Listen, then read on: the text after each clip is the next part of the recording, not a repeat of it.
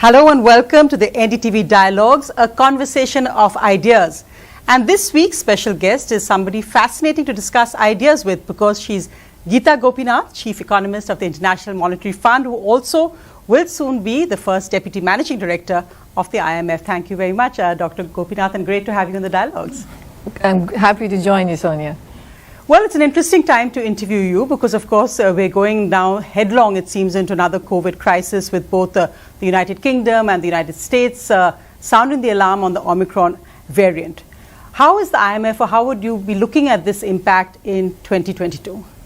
Yes, Sonia, unfortunately, we've been living in interesting times for a bit too long, and we are very closely following what the developments on the Omicron front because we do our January World Economic Outlook update, and we have to decide whether we need to change our baseline or we think of this as a big downside risk.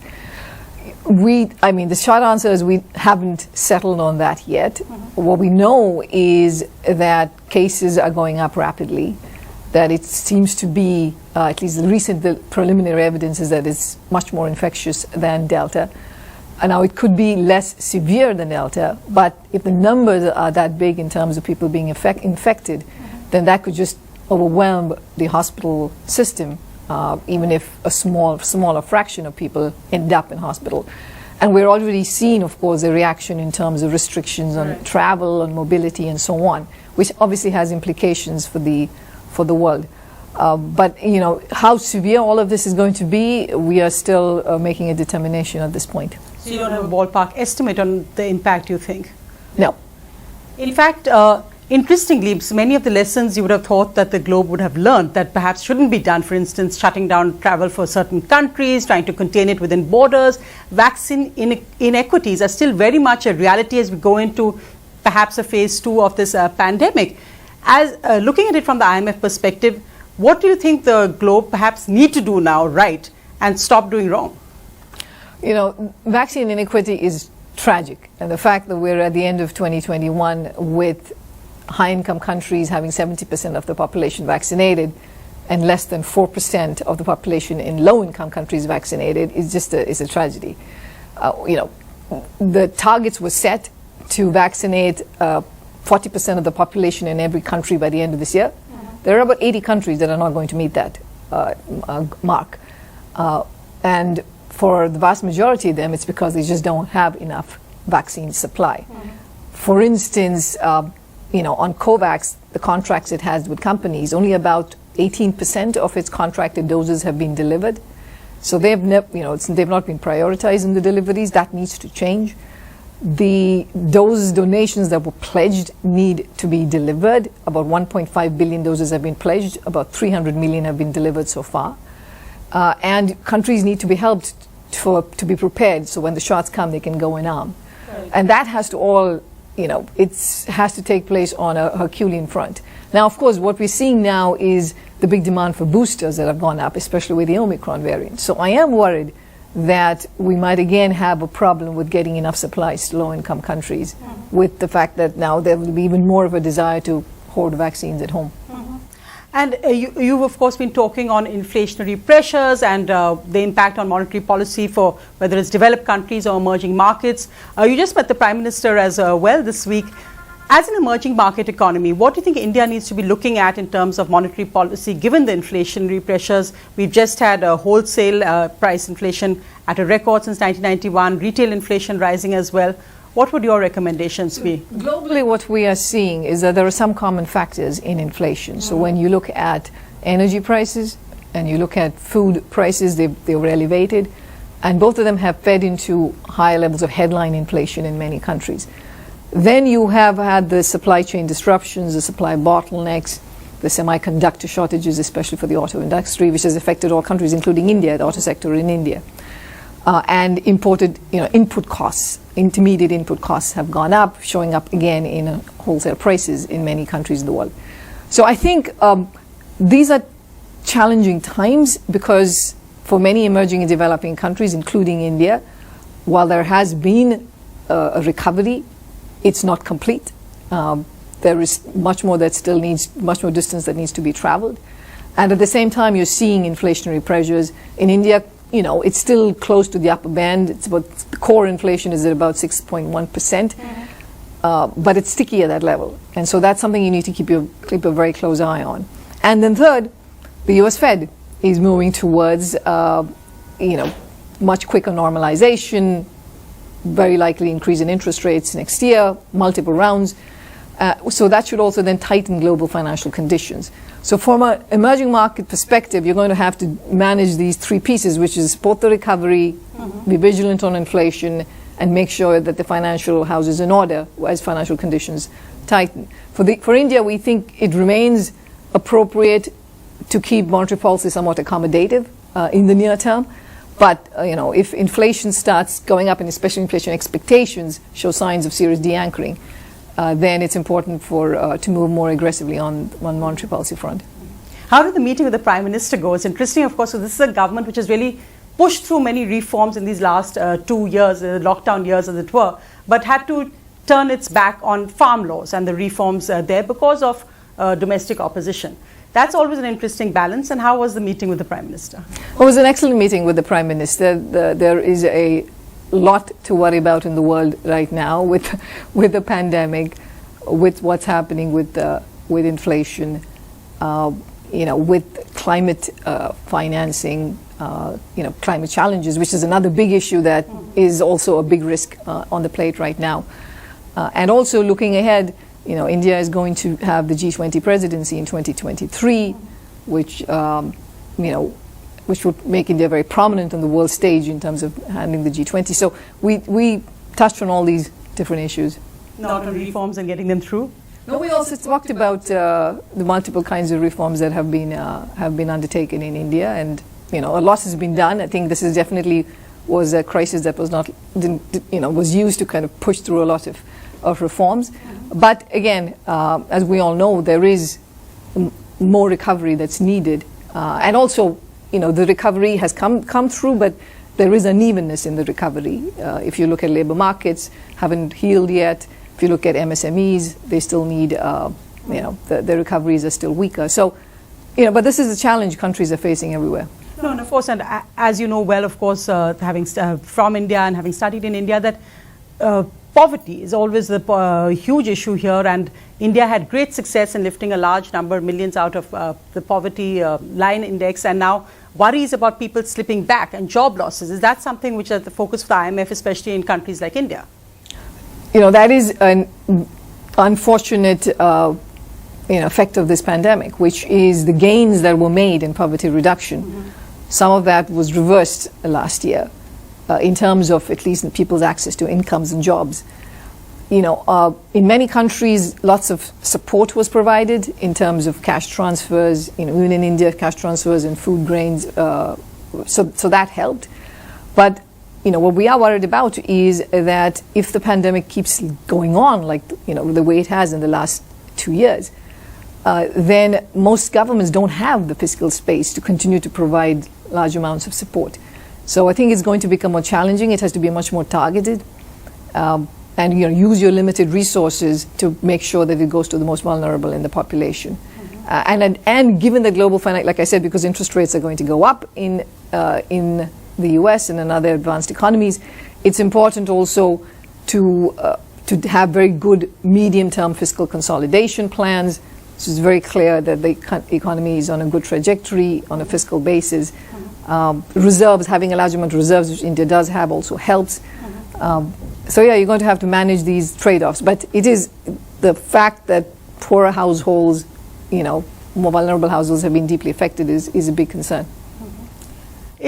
As I said, it's an interesting time also to interview you when you were heading back to Harvard, and now you're staying on at the IMF with that huge new promotion. In fact, it's wonderful that the two top positions at the IMF will be held by women economists. Now, that's a huge change because often you must have been the only woman economist in a room, you and your counterparts. That's changing. What is it like for you? Has it been a challenging journey to reach here? It's been challenging, yes. It's been exhilarating in some sense too. I am a workaholic, so I don't complain about being awake at all hours. And the last 2 years have been intense. Originally I thought I would be going back to Harvard and resume my academic life, which would be at a slower pace. But just given where the world is and given all the stresses that are still there, I just thought I should stay on in public service for some time longer. And, it's going to be, these are going to be very challenging times for sure, on multiple fronts. It's interesting to be called a trailblazer, role model for young women, especially Indian young women, because you've had the trajectory of course, studying in Mysuru, then LSR and D schools. So a huge inspiration for so many young Indian women out there. What would you tell them? Well, first of all, I'm very kind that somebody says that. I'm always, whenever I hear it, I'm like, wow, that's very nice of people to say that. But it is true. I grew up in Mysore. I went to Nirmala Convent in Mahajana's college and took my first class in economics in Lady Shri Ram College. So, I hope my story is something that says that you could come from pretty ordinary backgrounds, and if you set your mind to accomplishing things, that it can happen. I read a lovely interview of your parents where your father, like all Indian parents, said you were a pretty average student till you were in junior school, and your mother said you still make time to call her every day. So in that sense, it's a nice time also for us to be, as Indian journalists, to see so many Indian origin CEOs shattering many ceilings, tech companies, the Chanel CEO, and of course IMF chief economist as well. What do you think is driving Indians to do so well in these global positions right now? Well, I think there are lots of talented Indians around the world, and we are large in numbers, so we also will show up at a global stage. But I think we're all extremely thankful for, at least I can speak for myself, I'm extremely thankful for the education I had in India, the fact that your parents put a huge priority on it, my parents put a huge priority on my education, and just dreaming for the best possible. So I think it's wonderful that in that sense, when we talk about global openness, that there's opportunities also available to immigrants in other countries, and it's just merit-based. I think that's a huge impact as well. And also just the point when we look at global and this bit about closing of borders and restrictions, is the IMF going to come up with some kind of recommendations perhaps on more openness when we're looking at economic impact of what shutting down borders often has? Right. So, of course, decisions of shutting down borders are tied to health-related issues, and we leave that to the WHO to comment on. But our view has been that when it comes to global trade, that it is important to, not put restrictions on vaccine exports or exports of, medical equipment and so on. Trade has actually held up very well. So now we are seeing the supply chain disruptions and so on. But that's partly a reflection of the fact that demand for goods has grown very strongly at a time when people cannot spend on services, where they're not traveling, where they're not, going to large stadiums and attending events like that. So people are purchasing a lot of things online, and so there's a huge demand that's being placed on the World Trade Network, and that is leading to disruptions. But I think, it's been a big source of strength of the economy in terms of, having an integrated global system, which is something we always push for. For India, somehow our benchmark, our competition is always looking at how can we occupy space which China perhaps has. And we looked at India, of course, the IMF, and at a function in LSR, the then IMF chief had described India as the bright spot in globally challenging economies in the world. Do you still see India at that position, or where do you see India now? For many countries, these are difficult years. Being hit by a pandemic and the recovery that comes after that, these are incredibly challenging times. We are seeing recoveries. In the case of India, I do think that the potential remains in terms of a large, young labor force. Of course, there are challenges that are still there in terms of making sure that they have the right skills and therefore can get the right kind of employment. The large English-speaking population. All of these are, have been traditionally touted as the strengths for India, which remain. There have been new reforms that have been going on, are also encouraging the privatization of Air India. I think has been a very good step in that direction. So there are reforms happening, but we have to keep in mind that even before the pandemic, there was slowing growth in India, and so the question is to ensure that coming out of the pandemic, there's robust enough growth in India. I don't think that can be taken for granted. But, it is one of the absolute engines of growth in the world. I mean, one of the axioms in India has always been that good economics is bad politics. Do you think that's going to play out as well when, I mean, we've got elections coming up, so do you think that you're going to see a slowdown, or how does reforms make good politics? Well, I mean, firstly, I don't think it's necessarily that good economics is bad politics. So, for instance, in this pandemic, it was very important to make sure that you were supporting people and firms in terms of like cash transfers, providing support to small enterprises, loans, and so on. All of that was both good economics and I guess politically good too. Making sure free food, the health spending in the health sector. More will be needed on that front, on spending on health and spending on education, even especially in India also. So that will be needed. So that's not an issue. We have studied, though, the problems that come with trying to do reforms that are much more trickier, like labor market reforms. And it's certainly the case that those are much harder to do at a time when the economy has not fully recovered. And it's easier to do when there is strength and you have a booming economy. So timing is definitely important in terms of when you roll out certain reforms. How worried are you about the impact of online education, especially in India, where the digital divide is so stark in the access that children have to devices to access remote education?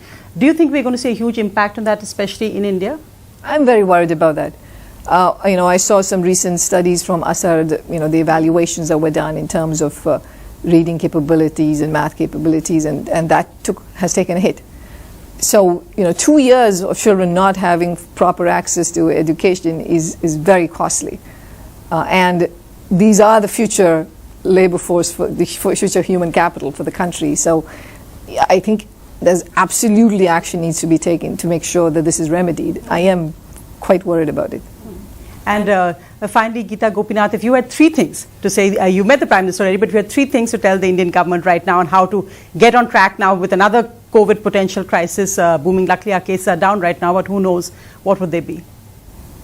Well, I think first, which again is true for all countries, is to make sure that you are doing your vaccinations on a war footing.